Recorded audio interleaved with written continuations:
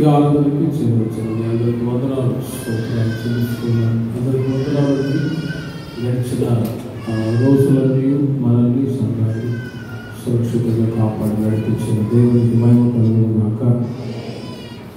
ఈ వారంలో 1వ తారీఖు ఉదయం 6 గంటలకి ప్రత్యేక ప్రార్థన కూడిక జరుగుతుంది.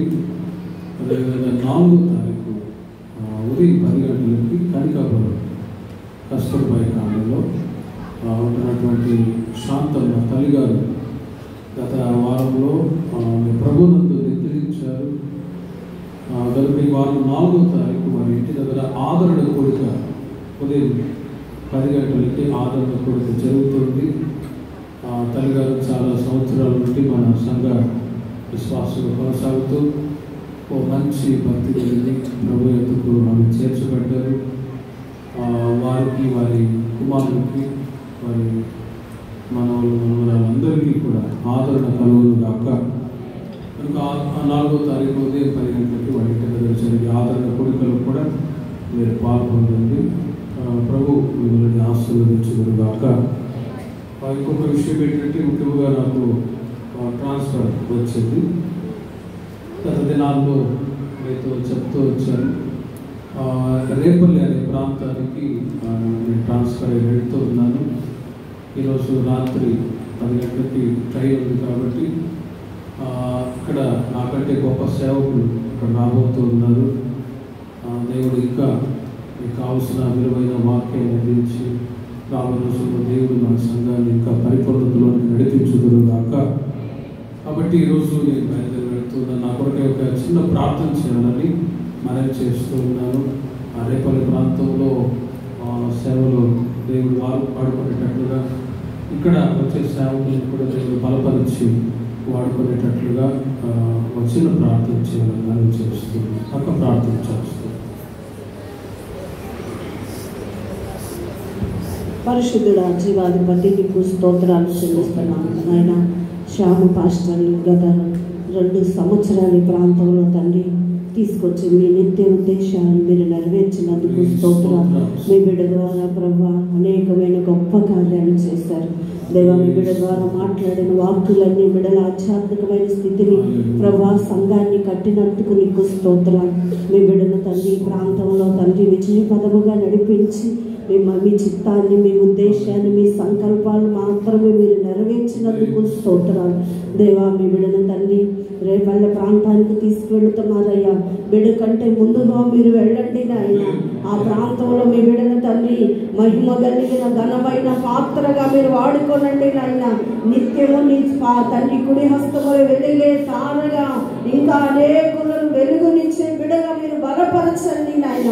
నూతనమైన వాక్కునివ్వండి, నూతనమైన ప్రకటననివ్వండి, పరలోకం మర్మాలను అనుగ్రహించి యేసయ్య రేపల్ల ప్రాంతంలో బలమైన సాధనముగా మీరు వాడుకుంటున్నందుకు స్తోత్రాలు. మీ బిడ్డ ద్వారా అద్భుత కార్యాలు, మహత్కార్యాలు, సూచక్రియలు జరిగించి నీ మహిమ కలిగిన బాహువును బిడ్డకు తోడుగా ఉంచండి అయ్యా.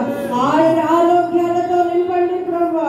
నీ సన్నిధిలో ప్రభా ఘనపరిచి హెచ్చించి యేసయ్య మీ బిడ్డని తండ్రి ఘనమైన పాత్రగా వాడుకుంటున్నందుకు స్తోత్రాలు చెల్లిస్తూ యేసు నామములో ప్రార్థించి వేడుకుంటున్నాము తండ్రి. ఈ అనుకున్న ప్రాంతంలో మీరు నన్ను జ్ఞాపకం చేసుకోవాలని కోరుకుంటున్నాను. ఎందుకంటే సంఘం మీరు అనుకుంటారేమో ఇంకా ఎక్కువ మంది జనం ఉండే సంఘం అక్కడ ఇక్కడ మాకు సాధారణంగా అనుకుంటూ ఉంటారు. కానీ యేసయ్య అంటాడు, నేను మిమ్మల్ని 3,000 మందిని పంపిస్తూ ఉన్నాను అని శిష్యులతో అంటాడు. సంఘం అన్నప్పుడు చాలా రకాల పోరాటాలు ఉంటాయి. అందరి మనస్తత్వాలు అర్థం చేసుకొని ఓ సమాధానకరంగా నడిపించాలి అంటే సేవకులకి కృప కావాలి.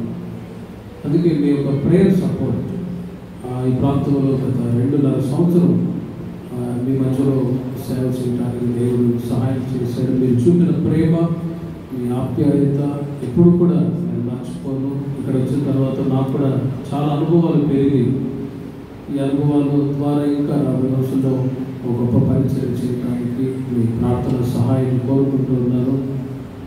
ప్రభు రాబోయే రోజుల్లో ఇంకా ఈ చెన్నై పరిచయాన్ని ఆశీర్వదించుదురుగాక. ఇదే నా చివరి మెసేజ్. తిమోతికి రాసిన రెండవ పత్రిక, తిమోతికి రాసిన రెండవ పత్రిక 2వ అధ్యాయం 3-4 వాక్యాలను మనం చదువుకుంటాం. క్రీస్తు యేసు యొక్క మంచి సైనికుని వలె నాతో కూడా శ్రమను అనుభవించును.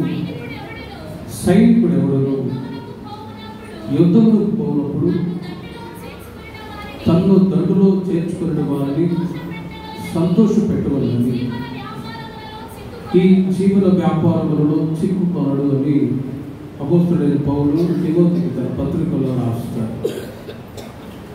క్రీస్తు యేసు యొక్క మంచి సైనికుడు వలె నాతో కూడా శ్రమ అనుభవించము. మంచి సైనికుడు అనే అంశం మీద మీకు దేవుని యొక్క వాక్యం తెలియజేస్తూ ఉన్నాను. అపోస్తలుడైన పౌలు ఆయన సౌలుగా ఉన్నప్పుడు దేవుడు ఆయన దర్శించి ఉన్నతమైన పరిచయం చేయడానికి దేవుడు తీసుకొచ్చినప్పుడు ఆయన కూడా ఒక మంచి సైనికుని వలె పరిచయంలో కొనసాగుతూ తిమోతికి మాటలు తెలియజేస్తారు. ఎందుకంటే ఆయన కూడా ఒక మంచి సైనికుని వలె ఉన్నారు. తిమోతి కూడా ఒక మంచి సైనికుని వలె ఉన్నతమైన సేవ చేయాలి. క్రీస్తు యేసు యొక్క మంచి సైనికుని వలె నాతో కూడా శ్రమ అనుభవించుము. సైనికులు ఉన్నారు, వాళ్ళు యుద్ధాలు చేసేటప్పుడు తను దండులో చేర్చుకున్న వారిని సంతోష పెట్టాలని ఈ జీవన వ్యాపారంలో చిక్కుకోరు. ఆర్మీలో సైనికులు ఉన్నారు, బార్డర్లో కొంతమంది మన విశ్వాసులు కూడా అక్కడ ఆర్మీలో ఉండి రాత్రి పగలు కాపలా కాస్తూ ఉన్నారు. వాళ్ళు దేశాన్ని కాపాడుకోవటానికి జాగ్రత్త చేయడానికి రాత్రి పగలు కాపలా కాస్తూ ఉంటారు. ఒకవేళ కాపలా కాయకుండా ఉగ్రవాదుల్ని లోపల దొరబడేటట్లు అవకాశం ఇచ్చి దేశానికి ద్రోహం చేసిన వాడుగా ఉంటే అప్పుడు దేశం యొక్క అధికారులు సంతోషపడరు. వాళ్ళని పట్టుకొని శిక్షిస్తారు, దండిస్తారు. ఎందుకంటే నీవు దేశానికి ద్రోహం చేస్తున్నావు అని తను దండులో చేర్చుకున్న వాళ్ళు అతను చేసిన ద్రోహ కార్యాన్ని బట్టి శిక్షిస్తారు. కాబట్టి ఆర్మీలో కొన్ని డిసిప్లిన్స్ ఉంటాయి. అవి ఖచ్చితంగా వాళ్ళు పాటిస్తేనే వాళ్ళకి ప్రమోషన్, వాళ్ళకి కావాల్సినటువంటి ఇంక్రిమెంట్, వాళ్ళకి కావాల్సిన సమస్త ఫెసిలిటీస్ వాళ్ళు వాళ్ళ తదనంతరం వాళ్ళ పిల్లలు కూడా అనుభవించేటట్లు ఇస్తారు. ఏదైనా ఒక రిమార్క్ వచ్చిందనుకోండి, దండులో చేర్చుకున్న వాళ్ళు డిస్మిస్ చేస్తారు, ఇంకా లేకపోతే శిక్షిస్తారు. లోకరీతిగా ఇలాంటి కార్యక్రమాలు ఒక సైనికుని జీవితంలోనే ఎదురైనప్పుడు పరలోక సంబంధమైన ఆర్మీగా, దేవుని సైన్యంగా మనం ఎంత జాగ్రత్తగా ఉండాలో ఆలోచించాలి. సంఘంలో మనందరినీ ఒక సైనికులుగా, మంచి సైనికులుగా ఇక్కడ నిలవబెట్టాడు. దండులో మనల్ని చేర్చుకున్నాడు. నన్నైనా మిమ్మల్నైనా మనందరినీ ఎవరు చేర్చుకున్నారు? యేసయ్య ఈ దండులో చేర్చుకున్నాడు. మనందరి యొక్క గురి ఏంటంటే క్రీస్తును మనం సంతోషింప చేయడమే, క్రీస్తును మనం ఆనందింప చేయడమే. ప్రభు ఇదే కోరుకుంటూ ఉన్నాడు.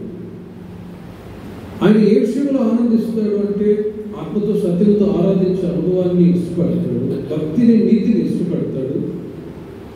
ఈ అనుభవం కూడా దేవుని ప్రజలు నడిపించబడుతూ ఉన్నప్పుడు ఆయన మన యందు సంతోషిస్తాడు. ముఖ్యంగా బైబిల్లో మనం గమనించినట్లయితే మంచి సైనికుడు ఎవరంటే ముందుగా యేసుక్రీస్తే మనకు మంచి సైనికుడు. హల్లెలూయా. ఆ తర్వాత మనల్ని కూడా ఆయన అడుగుజాడలో నడిపించి మంచి సైనికులుగా తీర్చిదిద్దారు. యేసుక్రీస్తు దేవాది దేవుడు తన ప్రజల పక్షమై ఉండి యుద్ధం చేస్తూ వచ్చాడు. జకర్యా గ్రంథం 14వ అధ్యాయం 3వ వాక్యాన్ని నోట్ చేసుకుని మీరు తర్వాత చదువుకోనండి. యెహోవా బయలుదేరి తాను యుద్ధ కాలంలో యుద్ధం చేయరీతిగా ఆ అన్ని జనులతో యుద్ధం చేయును అని రాయబడి ఉంది. ఇశ్రాయేలు ప్రజలు అరణ్యాత్రలో వాళ్ళు ఉన్నప్పుడు వాళ్ళ పక్షమై ఉండి యుద్ధం చేసింది దేవాది దేవుడే. యెహోవా మీ పక్షమున యుద్ధం చేయను, మీ దూరకయ్యే ఉండుడి అన్నప్పుడు ఆర్మీ ఆఫ్ ద లార్డ్, దేవుడే ఓ సైనికులకు అధిపతి యెహోవాగా ఉండి యుద్ధం చేసి తన ప్రజలకు విజయం అనుగ్రహించాడు. అందుకే యెహోవా బయలుదేరి తాను యుద్ధ కాలమున యుద్ధము చేయరీతిగా ప్రభువే తన ప్రజల పక్షం ఏమిటి యుద్ధం చేస్తారు. ఒకసారి ఆలోచించండి. దేవుడు ఆయన సైనికులకు అధిపతి యెహోవాగా ఉండగా, మంచి సైనికుడుగా ఉండగా, ఆయన ఈ రోజు వరకు కూడా మన పక్షమై ఉండి యుద్ధం చేస్తూనే ఉన్నాడు. వృత్తాంతముల 2వ గ్రంథం 13వ అధ్యాయం 12వ వాక్యాన్ని మీరు నోట్ చేసుకోండి. ఆలోచించుడి, దేవుడే మాకు తోడే మాకు అధిపతిగా ఉన్నాడు. మీ మీద ఆర్భాటం చేయుటకై బూరలు పట్టుకొని ఊదునట్టి ఆయన యాజకులు మా పక్షమున ఉన్నారు. ఇశ్రాయేలులారా, మీ పితరుల దగ్గర యెహోవాతో యుద్ధం చేయబడి చేసినను మీరు జయమందరు. ఎందుకంటే ఆయనే మన పక్షమే యుద్ధం చేస్తూ ఉండగా ఆయనతో ఎవరైనా యుద్ధం చేయగలరా?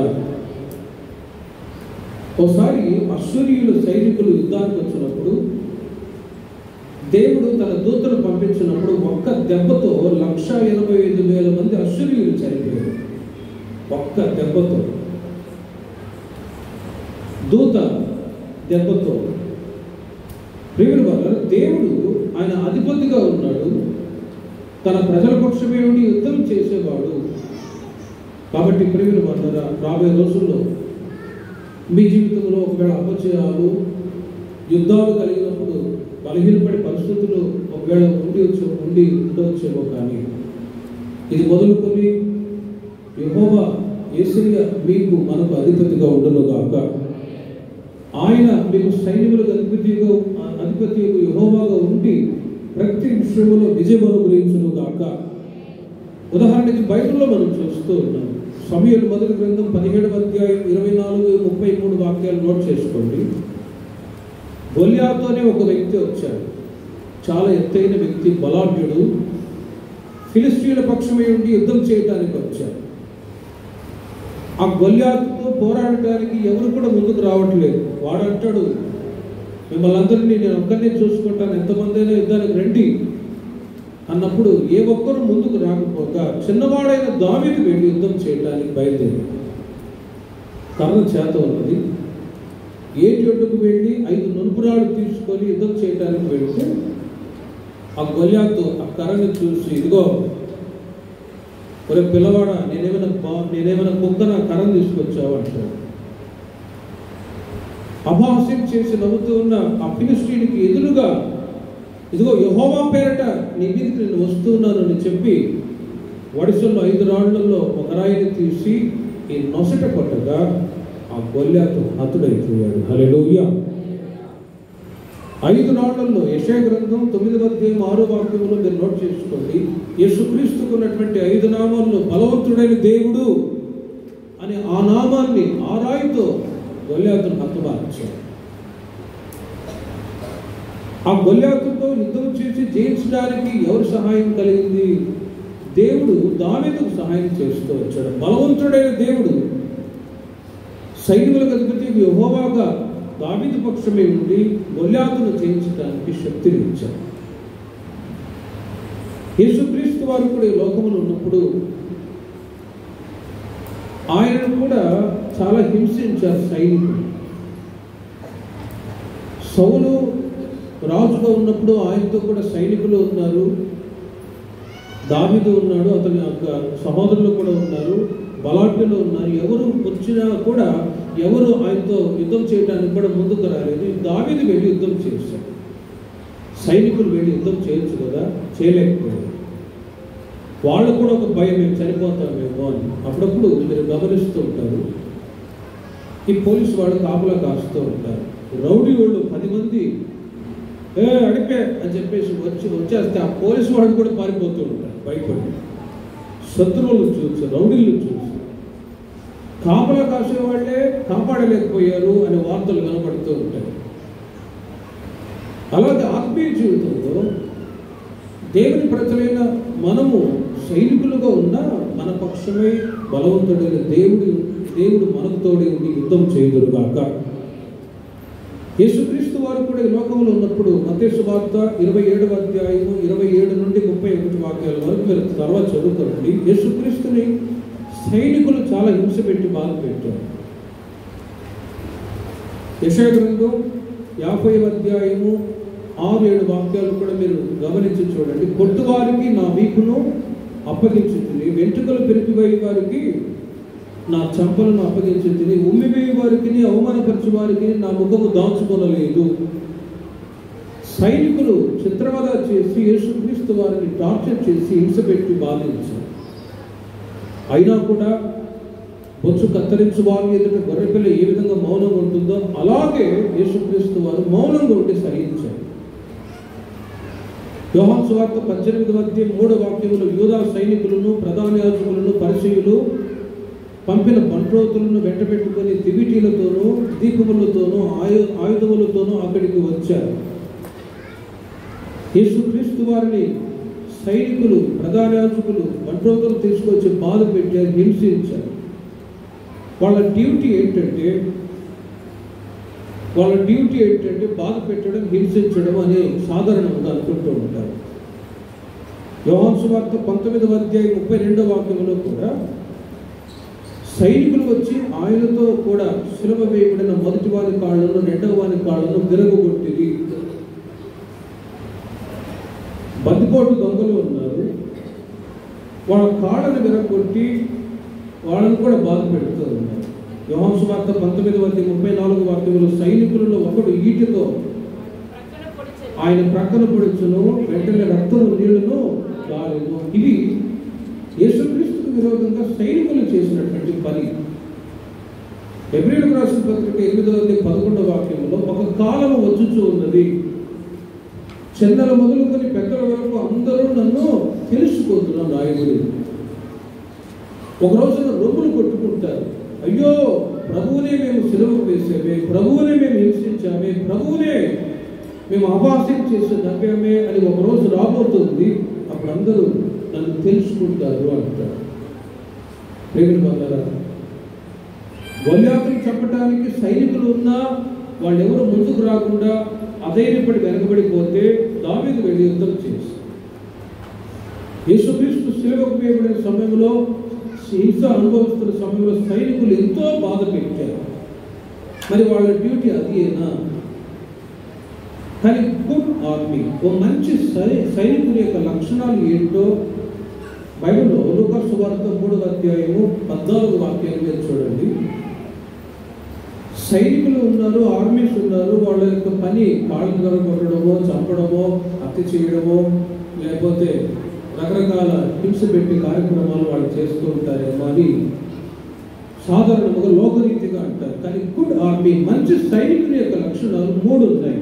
ఈ 3 లక్షణాలు కలిగి మనం ఆత్మీయ సైనికులుగా, మంచి సైనికులుగా మనం కొనసాగుదుముగాక. లూకా సువార్త 3వ అధ్యాయం 14వ వాక్యాన్ని చూడండి. సైనికులు వాళ్ళు అడుగుతూ ఉన్నారు, మేమేమి చేయగలనని అతను అడిగింది. అందుకు ఎవరిని బాధ పెట్టకయు, ఎవరి మీదను అపనింద వేయకయు, మీ జీవితములతో తృప్తి పొంది ఉండి. ఈ 3 లక్షణాలు కలిగిన వాళ్ళు మంచి సైనికులని పిలువబడదురుగాక. మంచి సైనికులు అని పిలువబడాలి అంటే బాప్తిస్మ యోహాను గారు దేవుని యొక్క మాటలు చెప్తూ ఉన్నారు. ఇదిగో సైనికులు చదువుతూ ఉన్నారు, మేము కాళ్ళని విరగొట్టడమో, హింసించడమో, బాధ పెట్టడమో, చెరసాల్లో వేయడమో, వాళ్ళ తల్లిదండ్రులని వాళ్ళ పిల్లల్ని బాధ పెట్టడం, ఈ కార్యక్రమాలే ఉన్నాయి అని అనుకున్నాము. మేమేం చేయాలి? 3 కార్యాలు. ఎవరిని మీరు బాధ పెట్టవద్దు. మంచి సైనికుని యొక్క గుణలక్షణాలు 1, ఎవరిని బాధ పెట్టకూడదు. జకర్యా గ్రంథం 3వ అధ్యాయము మొదటి 2 వాక్యాలు మీరు గమనిస్తే ఈ బాధ పెట్టే స్వభావం అనేది సాతాను యొక్క కార్యం. సాతాను ఫిర్యాది అయి అతని కుడిపార్శ్వమున నిలువబడుటయు అతడు నాకు కనపరచును రాయబడి. సాతాను ఫిర్యాది ఒకసారి ప్రభు దగ్గరికి వచ్చి, ఇదిగో యోబు ఊరికే నీతిమంతుడుగా ఉన్నాడా, ఇదిగో అతనికి ఉన్నవన్నీ కూడా తీసేయి, అప్పుడు చూడు నేను దూషిస్తాడు అని. దేవుడు అంటాడు, వెళ్ళు, యోబుకున్న సమస్తాన్ని నష్టపరచు వెళ్ళాడు, నష్టపరిచాడు. కానీ యోబు సాతాను ఇచ్చిన ఫిర్యాదుని బట్టి ఏదైనా దూషణకరమైన మాట పలికాడా అంటే దేవునికి విరోధంగా ఏ మాట పలకలేదు. ఆయన అన్న మాట యెహోవా ఇచ్చెను, యెహోవా తీసుకున్నాడు, ఆయన నామానికి మహిమ కలుగును గాక. ఫిర్యాదు చేశాడు. ఊరకే అతడు నీకు భయభక్తులు కలిగి ఉన్నాడా, నువ్వు అతన్ని ఆశీర్వదించావు కనుకనే సరే ఆశీర్వాదాలన్నీ తీసేయి. పిల్లలు చనిపోయారు, ఆస్తి శత్రువులు ధ్వంసం చేశారు. ప్రేమిన వాళ్ళలో ఒక్కసారి ఆలోచించండి.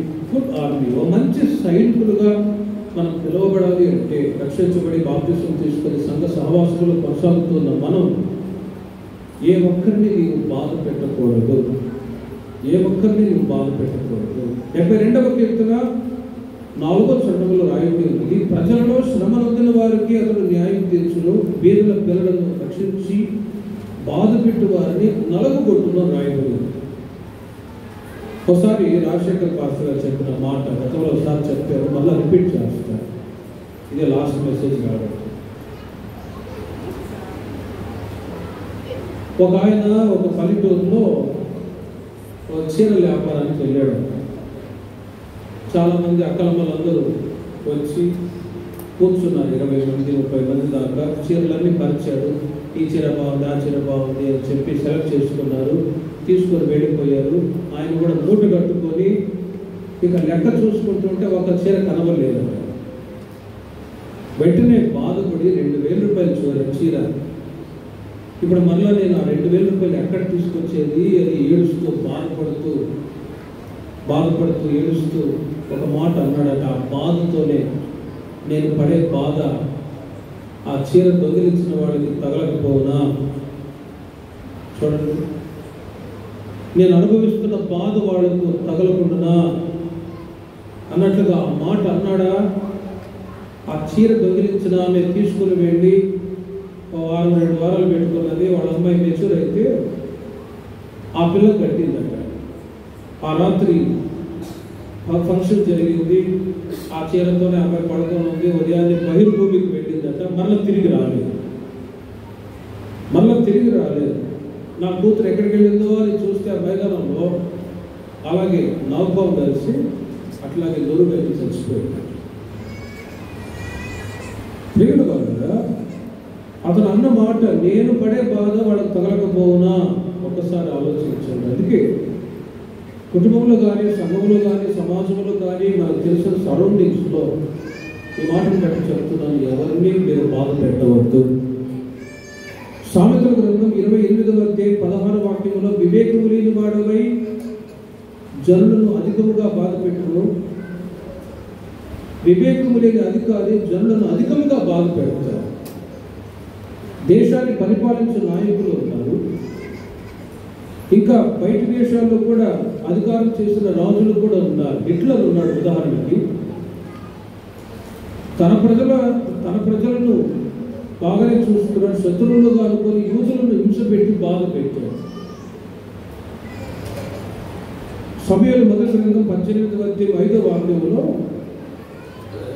వివేకము లేని అధికారి జనులను అధికంగా బాధ పెడతాడు. ఒకవేళ బాధ పెట్టారు అనుకోండి, ఒక 5 సంవత్సరాలు రాజ్యాన్ని దేశాన్ని పరిపాలించినప్పుడు ఈ వ్యక్తి వద్దు అని చెప్పి ఇంకొక వ్యక్తికి ఓట్లు వేసి గెలిపిస్తారు. ఆ వ్యక్తి కూడా ఏదైనా బాధ పెట్టాడు అనుకో, తీసేయి ఇంకో పార్టీని గెలిపిద్దామని చెప్పి మాట్లాడుకొని ఆ పార్టీకి ఓట్లు వేసి మళ్ళా ఇంకో 5 సంవత్సరాలు. మనిషి లేకపోతే అధికారి ఎవరైనా కూడా బాధ పెట్టినప్పుడు ఇష్టపడదు. చూడండి, అప్పుడప్పుడు ఈ వార్తల్లో వింటున్నారు, ఎలక్షన్ వచ్చిన టైం ముసలమ్మ నాకు వచ్చే పెన్షన్ ఆగిపోయింది, ఈసారి ఓట్లు వేయను ఆయనకి అని అంటారు ముసలి. అంటే పింఛన్ ఇస్తే మంచోడు, ఇవ్వకపోతే చెడ్డోడు.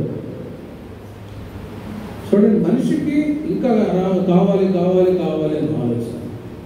నాకు 2000 పింఛన్ ఆగిపోయింది, గతంలోని ప్రభుత్వం బాగానే ఇచ్చిందిగా నీకు ఇవ్వలేదు, కాబట్టి ఈసారి నేను ఓటు వేయను, నా ఓటు ఆయనకే అని అంటుంది. ఇలా అధికారి అయినా ఏ ఒక్క మనిషి అయినా కూడా బాధ పెట్టినప్పుడు ఆ వ్యక్తిని ఇష్టపడదు. అందుకే ఎందుకు బాధ పెట్టే మనసు ఎవరికి ఉంటుందంటే బైబిల్లో రాయబడింది, వివేకము లేని అధికారి.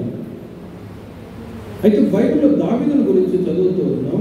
First Samuel 18th chapter 5th verse. దావీదు సౌలు తనను పంపిన చోట్ల ఎల్లను పోయి సుబుద్ధి కలిగి పని చేసుకుని వచ్చేది కనుక సౌలు యోధుల మీద అతను నియమించను. జనులందరి దృష్టికి సౌలు సేవకుల దృష్టికి దావీదు అనుకూలుడై ఉండెను. చాలా అనుకూలమైన వ్యక్తిగా ఉన్నాడు. ఎవరిని బాధ పెట్టకుండా రాజ్యంలో సుబుద్ధి కలిగి పనిచేసుకుంటూ వచ్చాడు కాబట్టి సౌలు యోధుల మీద యోధుల మీద నియమించాడు. సౌలు గమనించి దావీదు బాగా పరిపాలన చేస్తూ ఉన్నాడు, జ్ఞానం కలిగి నడుచుకుంటూ ఉన్నాడు. దావీదు యొక్క పరిపాలన ద్వారా అధికారిగా ఉండి పనిచేయడం ద్వారా ఎవరు బాధపడట్లేదని చెప్పి ఇంకా ప్రమోషన్, ఇంకా ఒక మంచి స్థితిలోనికి అతన్ని తీసుకొని నియమిస్తూ ఉన్నాడు. జనులందరి దృష్టికి సౌలు సేవకుల దృష్టికి దావీదు అనుకూలుడుగా ఉండేవాడు. అనుకూలంగా ఉన్నారనుకోండి, ఇంకొక 5 సంవత్సరాలు పరిపాలన చేయడానికి ఆయనకి ఓట్లు వేస్తారు. ఇలా వివేకము లేని వాళ్ళైతే బాధ పెడతారు. సమూయేలు 2వ గ్రంథం 24వ అధ్యాయం 10వ వాక్యాన్ని మీరు నోట్ చేసుకోండి. ఒకసారి దావీదు ఏం చేశాడంటే ఒక పొరపాటు చేశాడు.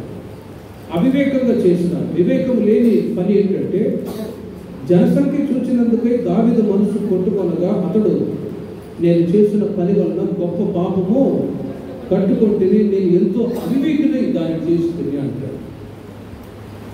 ఒకసారి యుద్ధం చేయడానికి దావీదు తన సైనికులతో అడిగారు, ఎంతమంది మనకు జనసంఖ్య ఉన్నారు, ఏంటి మన ఆర్మీ యొక్క లెక్క అని అడిగితే అది లెక్క చేయడం పొరపాటు, తప్పు. లెక్క చేయడం అనేది పొరపాటు దేవుని దృష్టిలో.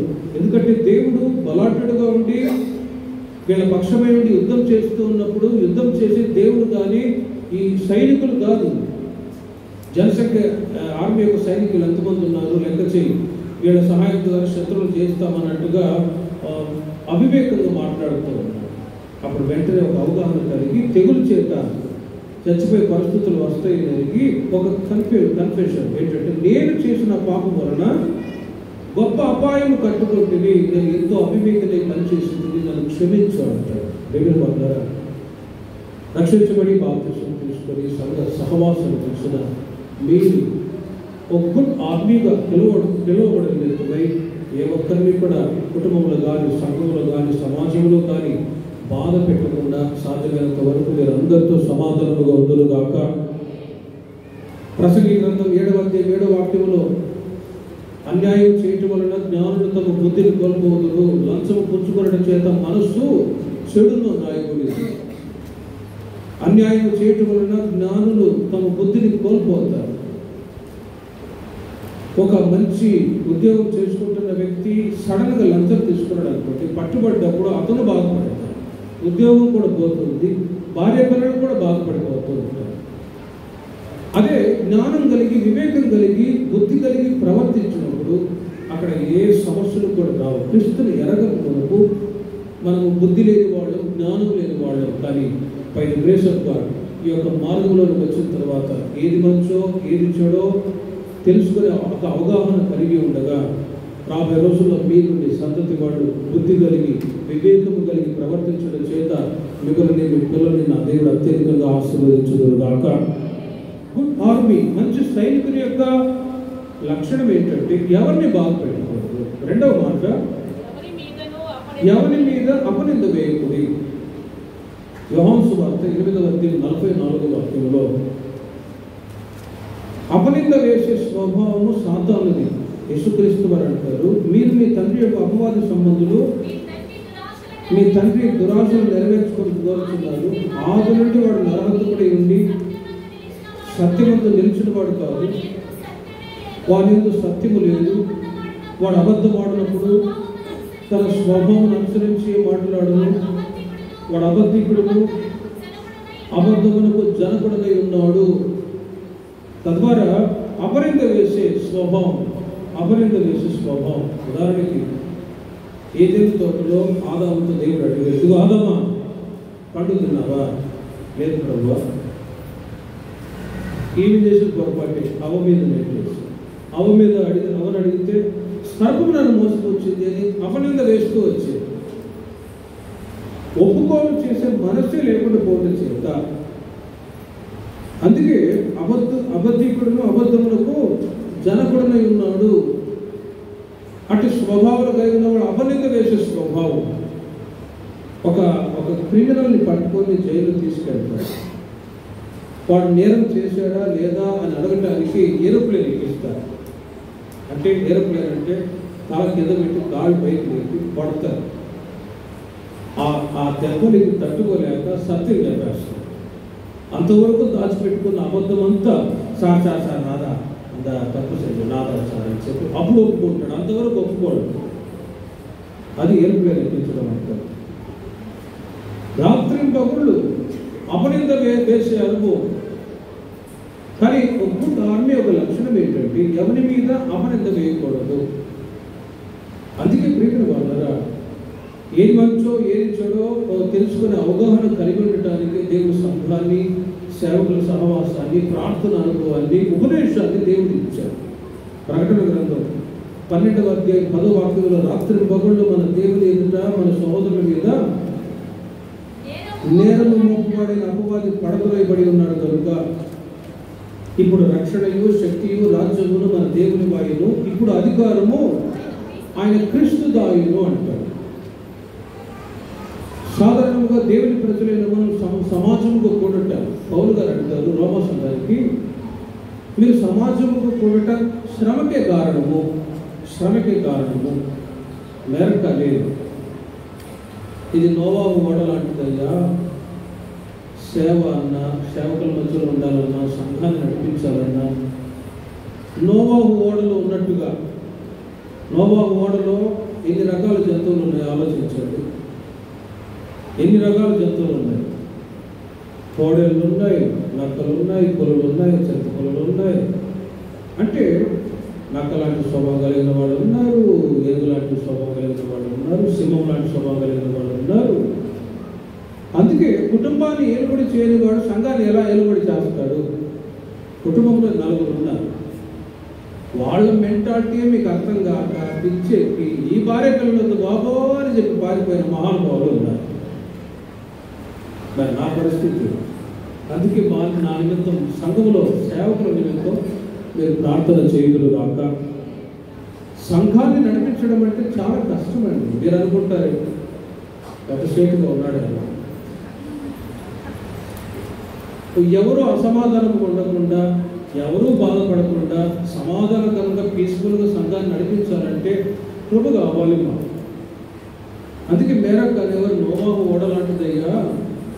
రకరకాల మనస్తత్వాలు కలిగిన మనుషులు ఉంటారు. ఆ ప్రాంతానికి తగిన కృప కావాలి, అతని మీద ప్రార్థన చేసుకోండి, కృపనిస్తాడు అనేవారు. అందుకే రకరకాల స్వభావాలు కలిగిన మనుషుల మధ్యలో పరిచయం చేయడానికి దేవుడు సేవకులు నియమించాడు. ఇర్మియా గ్రంథం 33:22 వాక్యంలో నాకు పరిచయం చేయ లేవీయులను లెక్కింపలేనంతగా నేను విస్తరింప చేయుదును అంటాడు. లెక్కింపలేనంతగా నేను విస్తరింప చేస్తాను. సేవకులు, సంఘము, సహవాసం వీటి ద్వారా మనకు ఒక అడ్వైస్, రక్షణ, శక్తి, రాజ్యము మనము దేవుని ఎదురును పొందుకున్న నిమిత్తమై రాత్రి పగలు మన దేవుని ఎదుట మన సహోదరుల మీద నేరము మోపువాడైన అపవాది పడద్రోయబడి ఉన్నాడు.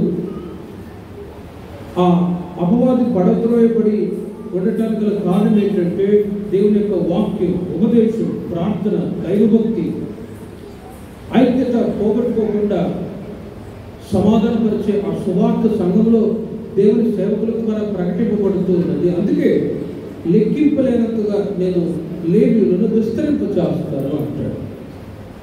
దానియేలు గ్రంథం 6వ అధ్యాయం 4వ వాక్యంలో ఎవరి మీదనూ అపనింద వేయకూడదు. ఉదాహరణకి బైబిల్లో దానియేలు మీద కొంతమంది అపనింద వేశారు. ఈయనలో ఏదైనా ఒక తప్పు దొరుకుతుందా? తనతో ఉన్న అధికారులందరూ చూస్తూ ఉన్నారు. ఏ విధంగా దానియేలు పట్టుకోవాలి, ఏ విధంగా దానియేలు యొక్క అధికారాన్ని తీసివేయాలి అన్నట్లుగా తప్పు మోపాలని, నింద మోపాలని తగిన హేతు కొరకు కనిపెట్టుచూ ఉన్నారు. ఇక ఏది దొరకపోగా, అయ్యా రాజుగారు 30 రోజుల వరకు నీ దగ్గరే తప్ప నేను ఏ దేవుని దగ్గర ఎవరు కూడా మొక్కకూడదు, మొక్కితే వాళ్ళని సింహాల గుహలు వేయండి, ఇది దొరికిందండి. అంటే రిలీజియస్ పరంగా పట్టుకుంటే దొరుకుతాడు అన్నట్టుగా, రిలీజియస్ పరంగా ఇప్పుడు చూడండి, మత కల్లోలాలు ప్రపంచ దేశాల్లో ఎక్కువ అవుతుంది. మతపరంగా గొడవలు పెడితే క్రైస్తవ్యం అడిగిపోతుందేమో అన్నట్టుగా మతపరమైన గొడవలు ఎక్కువగా కనిపిస్తూ ఉన్నాయి.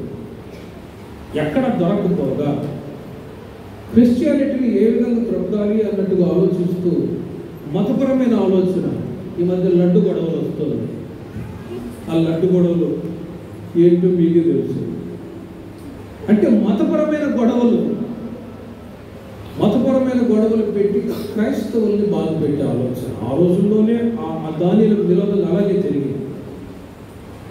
ఏ విధంగా నింద మోపాలి అని చూస్తూ ఉంటే తగిన హేతు కనిపెట్టుతూ ఉన్నారు.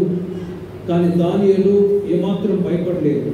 ఆ ఆజ్ఞ రాగానే ముమ్మారు తన దేవుణ్ణి ప్రార్థించడానికి యెరూషలేము వైపు తన ఇంటి కిటికీలు తెరవబడి ఉండగా అక్కడికి వెళ్ళి ముమ్మారు ప్రార్థన చేసి స్తుతిస్తూ వచ్చాడు. ఎవరైతే సింహాల గుహలో వేయాలని దానియేలు విరోధంగా తిరగబడ్డారో వాళ్ళే వేయబడ్డారు. దేవునికి మహిమ కలుగును గాక. శత్రువులుగా ఉన్న వాళ్ళే సింహాల గుహలో వేయబడ్డారు. దానియేలు మాత్రం సురక్షితంగా ఉన్నారు. ఒక్కసారి ఆలోచించండి, అపనింద వేసిన వాళ్ళందరూ కూడా సింహాల గుహలో వేయబడ్డారు. యోహాను సువార్త 8:10 ఒకసారి వ్యభిచారం వద్ద పట్టబడిన స్త్రీ, బోధకుడా ఈమె వ్యభిచారం చేస్తుంటే పట్టుకున్నాం, మోషే ధర్మశాస్త్రం ప్రకారం ఇంటి వాళ్ళని రాళ్ళతో కొట్టి చంపాలని ఆజ్ఞ, నువ్వేమంటావు? యేసయ్య అన్నాడు, మీలో ఎవడు పాపం చేయలేదో వాడే మొట్టమొదట ఆమె మీద రాయలేదు. అందుకే యేసుడు గారు చెప్పారు, వాళ్ళేమో దొరికిన దొంగలు, వీళ్ళేమో ఆమె దొరికింది కాబట్టి దొంగలింది, వీళ్ళేమో దొరకని దొంగలు అని. రోమీయులకు రాసిన పత్రిక 2:1 తీర్పు తీర్చు మనుషుడా, నీవెవడమైనా సరే నిరుత్తరుడవై ఉన్నావు, దేని విషయమై ఎదుటి వారిని తీర్పు తీర్చుచున్నావో దాని విషయంలో నీవే నేరస్తులవని తీర్పు తీర్చుకొనుచున్నావు. ఎలాగగా తీర్పు తీర్చు నీవును అధికారులనే చేస్తున్నావు కావా. కాబట్టి ప్రేమ వల్ల కుటుంబంలో కానీ, సంఘములు కానీ, సమాజంలో కానీ ఏ ఒక్కరికి తీర్పు తీర్చకుండా, ఏ ఒక్కరిని విమర్శించకుండా, మత్తయి సువార్త 7:2 కూడా మీరు తీర్చు తీర్పు చొప్పుననే మిమ్మల్ని గురించి తీర్పు తీర్చబడును, మీరు కొలత చొప్పుననే మీకును కొలవబడును. ఒక్క వేలు ఒక వ్యక్తి వైపు చూపించాలనుకోండి, మిగతా వేళ్ళన్నీ కూడా మన వైపు జరుగుతాయి. అందుకే ఒక సెల్ఫ్ శాంటిఫికేషన్. ఎవరికి వాళ్ళే క్రీస్తు ప్రత్యక్షమై దినాలు సమీపిస్తూ ఉన్నాయి. ప్రభువా మీరు నన్ను సరి చేయండి, ప్రభు నన్ను మీ వలే మార్చండి, నాలో ఉంటున్న వీక్నెస్ ఏమున్నాయో వాటిని దూరపరిచి మీ సారూప్యంలో మార్చండి అని దినదినము క్రీస్తు యొక్క పోలికలోనికి మనం అందరము మార్చబడదుము గాక. అదే పరిపూర్ణత, అదే స్పిరిచువల్ డెవలప్మెంట్. క్రీస్తుకు విరోధమైన కార్యాలన్నీ కూడా ఎవరికి వాళ్ళు ఇండివిజువల్గా తీర్చివేసుకొని పరిశుద్ధపరచబడిన సంఘముగా క్రీస్తు ఎదుట నిలవబడాలి. అదే దేవుడు కోరుకుంటూ ఉన్నాడు. అలా ఉండాలి అంటే ప్రకటన గ్రంథం చివరి 22 అన్యాయం చేయడు, నీతిమంతుడు ఇంకా నీతిమంతుడుగా ఉండదు. ఎవరి జీవితానికి తగిన జీతాన్ని దేవుడు ఇవ్వబోతూ ఉన్నాడు. కాబట్టి ప్రియుల వల్ల ఒక గుడ్ ఆర్మీ యొక్క క్యారెక్టర్, స్వభావం ఎలా ఉంటుందంటే, ఒకటి ఎవరిని బాధ పెట్టకూడదు, రెండవది ఎవరి మీద అపనింద వేయకూడదు అంటారు. ఎవరి మీద అపనింద వేయకూడదు, అవరే సరైన నా పర్ఫెక్ట్గా అన్నట్టు అనుకోకూడదు. హెబ్రీ సంఘానికి పౌలు గారు అంటారు, తమను తాము నీతిమంతులు ఎంచుకునేవాళ్ళు, తమను తాము మోసపరుచుకునేవాళ్ళు. అందుకే బలలో పాల్పొందేటప్పుడు కన్ఫెస్ చేసుకోండి. ఓ మంచి మనసాక్షితో బలలో పాల్పొందేంటి అంటారు. ఓ మంచి గుడ్ కాన్షియస్ మైండ్. ఆ మంచి మనసాక్షితో బలలో పాల్పొందినప్పుడు దేవుడు ఆరోగ్యం ఇచ్చి నిత్య జీవానికి మనల్ని అర్హులుగా చేయుదురుగాక. ఎవరి మీద అపనింద వేయకుడి. కుటుంబంలో గొడవలు వచ్చాయా, నా సరియలే, నీదా సరియలే, నా సరి అన్నట్లుగా భార్య భర్త మధ్యలో గొడవలు రాకూడదు. కుటుంబం సంఘంలో కూడా నేను బాగానే ఉన్నా, నువ్వే సరిగ్గా లేవు అన్నట్టుగా విమర్శించుకుని గొడవలాడే స్వభావం దూరపరచబడును గాక. రోమపత్రిక 8వ అధ్యాయం 33వ వాక్యంలో దేవుని చేత ఏర్పరచబడిన వారి మీద నేరము మోపువాడు ఎవడు? నీతిమంతులుగా తీర్పు తీర్చువాడు దేవుడే. ఎవరు మంచివాళ్ళు ఎవరు చెడ్డవాళ్ళు అనేది తీర్పు తీర్చేది ఎవరి వశంలో ఉన్నది అని వాక్యం చెప్తుంది. అంటే దేవుని వశమే ఉన్నది. కాబట్టి ఎవరి మీద కుటుంబంలో విమర్శించే స్వభావం, సంఘంలో ఎవరి మీద విమర్శించే అనుభవం లేకుండా మీ స్వంత రక్షణను మీరు కాపాడుకుందరు కాక. క్రీస్తు ప్రత్యక్షమై దినాలు సమీపిస్తున్నాయి. ప్రభు నన్ను మీరు సరిచేయండి, నన్ను మీరు సరిచేయండి అని ఎవరికి వాళ్ళు వ్యక్తిగతంగా శుద్ధీకరించుకొని క్రీస్తు ఎదుట నిలవబడే రోజులు కొన్నిసార్లు సంఘాల్లో ఎక్కువగా నేను గమనిస్తూ ఉంటాను. ఇతరుల బలహీనతలు చూసి మంచి విశ్వాసులు కూడా పాడైపోతూ ఉంటారు. కాబట్టి పౌలు గారు ఎబ్రీ సంఘానికి పౌలు గారు చెప్తూ ఉంటారు, యేసు వైపు చూచు ఈ పరుగు పందెంలో మీరు ఓపికతో పరిగెత్తండి, అటు ఇటు చూడకుండా గుర్రానికి గంత కట్టి ఉంటారు. మనం కూడా కట్టుకుంటే బాగుంటుంది. అటు ఇటు చూసి మోషే హెబ్రీని చంపేశాడు, ఐగుప్తుని చంపేశాడు. అటు ఇటు చూసినప్పుడు గమ్యాన్ని మర్చిపోయే పరిస్థితులు. కాబట్టి ఈ జీవన యాత్రలో సంఘ సహవాసంలో చూడుకున్నప్పుడు ఇతరుల బలహీనతల వైపు చూడకుండా, మనుషుల వైపు చూడకుండా యేసు వైపు చూచు ఈ పరుగు పందెంలో మీరు ఓపికతో పరిగెత్తుదురు గాక. గుడ్ ఆర్మీ యొక్క లక్షణం ఒకటి, ప్రేమ వల్ల ఎవరిని బాధ పెట్టకూడదు. రెండవది, ఎవరి మీద అపనింద వేయకూడదు. మూడవది, మీ జీతములతో తృప్తి పొంది ఉండు. ద్వితీయోపదేశకాండం 8వ అధ్యాయం 18వ వాక్యాన్ని గమనించండి. నీ దేవుడైన యెహోవాను జ్ఞాపకం చేసుకోవలను ఏదైనా తాను నీ పితరులతో ప్రమాణము చేసినట్లు తన నిబంధనను నేటి వరకు స్థాపింపవలనని మీరు భాగ్యము సంపాదించుకున్నట్లై మీకు సామర్థ్యం కలుగజేయవాడు ఆయనే. మీ జీతములతో తృప్తి పొంది ఉండి. ఒక ఆర్మీకి జీతం ఇస్తారు. ఆ జీతం కాదు అని ఇంకా వేరే శత్రువుల యొద్ద నుండి డబ్బు తీసుకొని దేశానికి ద్రోహం చేస్తే ఆ వ్యక్తి దొరికాడు అనుకోండి, శిక్షిస్తారు, మరణదండన విధిస్తారు. ఆత్మీయంగా దేవాది దేవుడు మోషే ద్వారా చెబుతూ ఉన్నాడు, మీరు భాగ్యం సంపాదించుకున్నట్టుగా మీకు సామర్థ్యం కలుగజేయవాడు ఆయనే.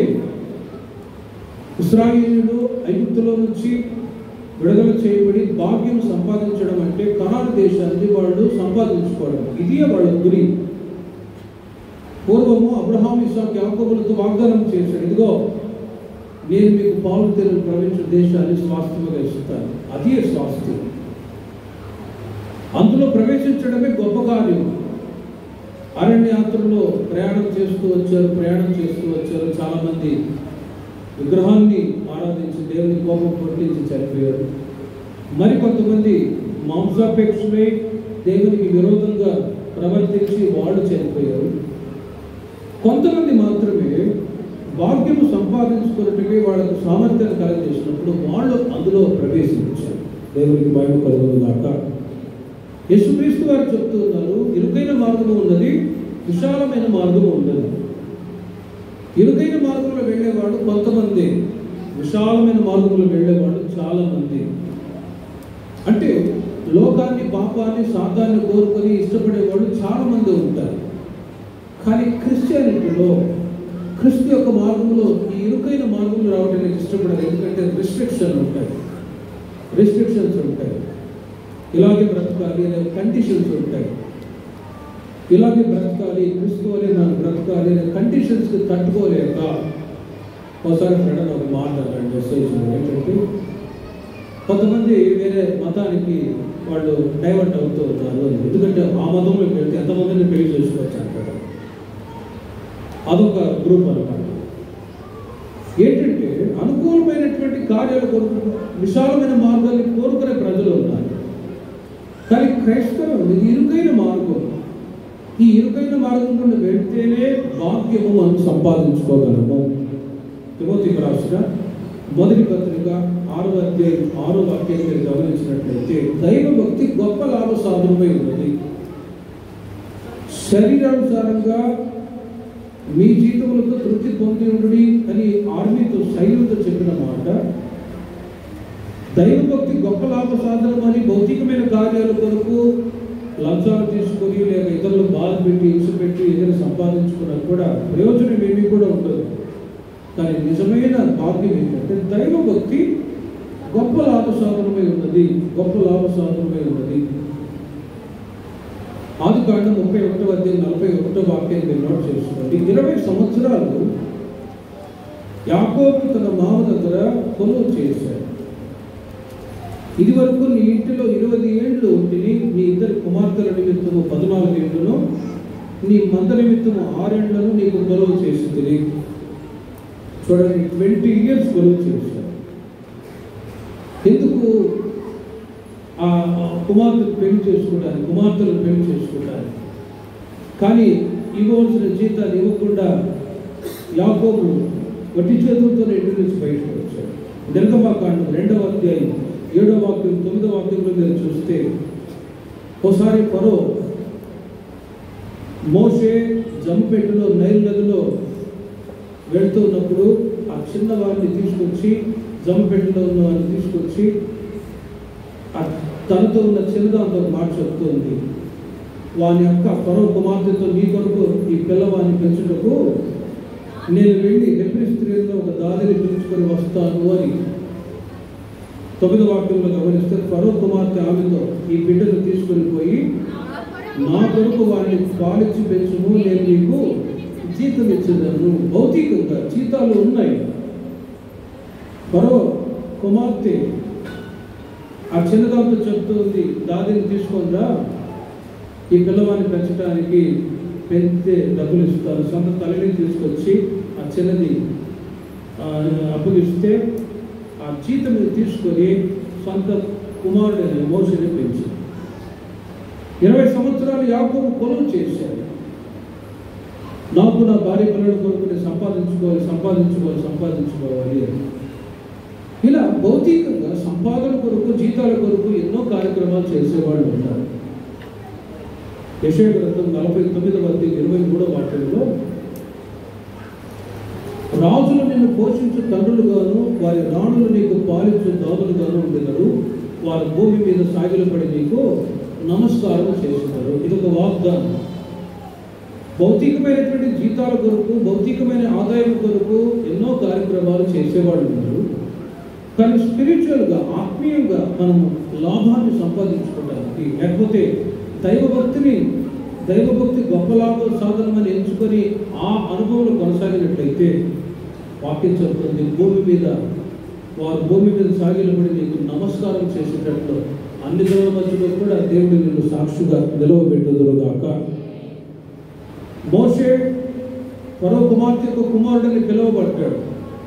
ఒక 16-18 సంవత్సరాల వయసు వచ్చినప్పుడు, నేను హెబ్రీయుని అని తెలుసుకొని ఫరో కుమార్తె యొక్క కుమారుడిని పిలువబడటం కంటే దేవుని ప్రజల మధ్యలో శ్రమ అనుభవించడం మేలు అని ఎరిగి త్రోసిపుచ్చి బయటకు వచ్చాడు.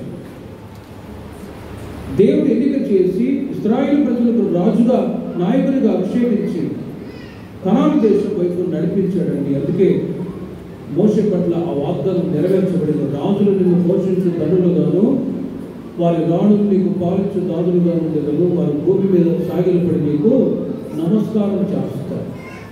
ఒక్కసారి ఆలోచించండి. రక్షించబడి బాప్తిసం తీసుకొని సంఘ సహవాసానికి వచ్చిన మీరు కష్టపడుతున్నారు, సంపాదిస్తున్నారు, లాభాన్ని సంపాదిస్తున్నారు. వాటితో మీరు తృప్తి పొంది వాటిని అనుసరించి నడుచుకున్నట్లయితే మనుషులందరికంటే దౌర్భాగ్యులే ఉండదు అని అంటారు. ఈ లోకంలో బ్రతకడానికి, తినడానికి, త్రాగడానికి భౌతికమైన జీతాలు అవసరమే. బట్ నిత్యత్వానికి వెళ్ళడానికి, నిత్యత్వంలో దేవుడిచ్చే జీతం మనం పొందుకోవటానికి ఈ రోజుల్లో దేవుడు మీరు ఎలా ఉండాలని కోరుకుంటున్నాడంటే, భక్తిపరుడైన కొన్నేళ్ళ కుటుంబములే సంఘంలో ఉంటున్న ప్రతి కుటుంబం ఉండును గాక. అపొస్తలుల కార్యంలో 10వ అధ్యాయం 7వ వాక్యంలో భక్తిపరుడు ఒక సైనికుడు ఉన్నాడు. ఆ సైనికుడు ఎలా ఉన్నాడో ఒకసారి చదవండి. అతడు తన ఇంటి వారందరితో కూడా దేవునియందు భయభక్తులు గలవాడై ఉండి ప్రజలకు బహుధర్మము చేయించు ఎల్లప్పుడూ దేవునికి ప్రార్థన చేయవాడు. గుడ్ ఆర్మీ యొక్క లక్షణం. ఇటలీ ఇటలీలో శతాధిపతి ఆర్మీకే అతను హెడ్ అంటే ఎంత డబ్బు అతని దగ్గర ఉండొచ్చు ఆలోచించు. క్యాప్టెన్, ఆర్మీకే అతను ఒక అధిపతి. అతనికి లోక సంబంధమైన ఘనతలు ఉన్నాయి, ధనము ఉన్నాయి, అన్నీ ఉన్నాయి. అలాంటి వ్యక్తి అతడు తన ఇంటి వారందరితో కూడా దేవునికి భయభక్తులు గలవాడు ఏంటి ప్రజలకు బోధర్మం చేయొచ్చు, ఎల్లప్పుడూ దేవునికి ప్రార్థన చేయవాడు. ఈ మాటలో ఉన్న అర్థం ఏంటంటే ప్రియమైన మీరు దేవుని చేత ఆశీర్వాదాలు పొందే కొలది మీరు ఉద్యోగం చేస్తూ ఉన్నారు, వ్యాపారాలు చేస్తూ ఉన్నారు, ఫైనాన్షియల్గా దేవుడు ఆశీర్వదిస్తూ ఉన్నాడు, కుటుంబాలు ఏ తక్కువ లేకుండా ఆశీర్వదిస్తూ ఉన్నాడు. ఆశీర్వదించే కొలది మీరు దైవభక్తిని సంపాదించుకుందరు కాక, ఆశీర్వదించే కొలది దేవునికి మీరు సమీపస్తులుగా మీరు వచ్చే ఆత్మీయ అభివృద్ధి చెందుతురు కాక. ఆశీర్వాదాలు పెరిగే కొద్దీ దేవునికి దూరం కాకూడదు, కానీ దేవునికి సమీపస్తులుగా మారాలి. కొరలేనిదే ఆస్తి, డబ్బు, లోక సంబంధమైన కార్యాలు ఎక్కువగా ఉన్నప్పుడు ఏం చేస్తారు? కొందరు దేవుణ్ణి విడిచిపెట్టే వాళ్ళు ఉంటారు. కానీ యాకోబు రాసిన పత్రిక 1:27 వాక్యంలో ఈ కొర్నేలి ఇంటి వారందరితో కూడా దేవునికి భయభక్తులు కలిగి ఉండి అని అంటే ఇహలోక మాలిన్యం అంటకుండా కొర్నేలి తన భార్య పిల్లలందరూ కూడా వాళ్ళు తమను తాము కాల్చుకుంటూ ఉన్నారు, ప్రార్థన మందిరాలకు వస్తూ ఉన్నారు. పేతురుని ఇంటికి పిలిపించుకొని ఆతిథ్యం ఇచ్చి అక్కడ ఇంట్లో ప్రార్థన కోరిక ఏర్పాటు చేసి fellowship with God and his disciple, దేవునితోనూ దైవ సేవకుల యొక్క సహవాసంలో ఈ కొర్నేలి కుటుంబం అంటుకట్టబడి ఉన్నది. ఇటు అనుభవంలో దేవుని ప్రజలైన మీరు వర్ధిల్లాలి అని దేవుడు కోరుకుంటూ ఉన్నాడు. పేతురుని ఇంటికి తీసుకొచ్చారు. అక్కడ దేవుడు దర్శనం ఇస్తే అన్ని జనులు ఈ కొర్నేలి కుటుంబం ద్వారా రక్షణలోనికి వచ్చే ఒక దర్శనాన్ని చూసినప్పుడు అక్కడ ప్రార్థన కోరిక ఏర్పాటు చేశారు. అన్ని జనులు కూడా వచ్చి అక్కడ ప్రార్థనలో పాల్గొందితే అపోస్తలుల కార్యంలో 10:44-46 వాక్యాల్లో పేతురు ఈ మాటలు ఇంకా చెప్పుచుండగా అతని బోధ విన్న వారందరికీ పరిశుద్ధాత్మ దిగును, పరిశుద్ధాత్మ వరము అన్ని జనుల మీద సైతము కుమ్మరింపబడటం చూసి విభ్రాంతి నొందిరి. అన్ని జనులు సైతము శతాధిపతి అయిన ఈ కొర్నేలి సైనికుడుగా ఉన్న ఆయన ఇంట్లో జరిగిన ఒక మిరాకిల్, ఒక బ్లెస్డ్ ఫ్యామిలీలో ఉంటున్నటువంటి లక్షణాలు ఎలా ఉంటాయో చూసిన ఇంటి వారందరూ కూడా మందిరానికి వస్తారు.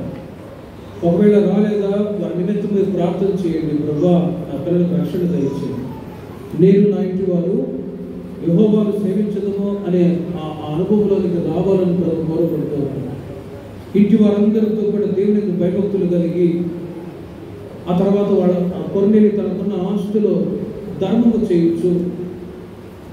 చేయించు ఓ సత్క్రియలు చేస్తూ ఇతరుల ద్వారా మంచివాడు అని అనిపించుకొని ఒక మంచి సాక్ష్యాన్ని పొందుకొని ఎల్లప్పుడూ దేవునికి ప్రార్థన చేయవాడు. ఇంతకు మించి స్పిరిచువల్ బ్లెస్డ్ ఫ్యామిలీ ఇంకా ఏది ఉండదండి. కాబట్టి కొర్నేలి వలె సంఘంలో ఉన్న ప్రతి కుటుంబం ఉండి ప్రభు యొక్క రాకడకై సిద్ధపడినట్టు నా దేవుడు సహాయం చేయను కాక ప్రార్థన చేసుకుంటాం. విన్న వాక్యాన్ని బట్టి వచ్చిన ప్రార్థన చేసుకొని నిలుచుకుంటాం. విన్న వాక్యాన్ని బట్టి అందరూ ప్రార్థన చేసుకుంటాం. స్తోత్రం స్తోత్రం స్తోత్రం స్తోత్రం స్తోత్రం స్తోత్రం. హల్లెలూయా హల్లెలూయా. శాశ్వతమైనది నీవు నాయన చూపిన కృప, అనుక్షణం నన్ను కరుపాపవలే, అనుక్షణం నన్ను కరుపాపవలే కాచిన కృప. శాశ్వతమైనది నీవు నాయన చూపిన అనుక్షణం నన్ను కరుపాపవలే, అనుక్షణం